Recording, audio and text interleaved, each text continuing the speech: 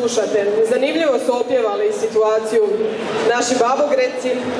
Još su nam u ovom natjecateljskom dijelu preostala dva izvođača. Sljedeći nam dolaze iz Osijeka, to su muška pjevačka skupina Šokačka grana iz Osijeka. U pratnji tamburaškog sastava Stari Dud. O aktualnoj situaciji i bečarima pjevat će Đuro Babić kao muška počimajla večeras, a pratit će ga njegovi pajdaši iz muške pjevačke skupine Šokačka grana Osijek broj 15.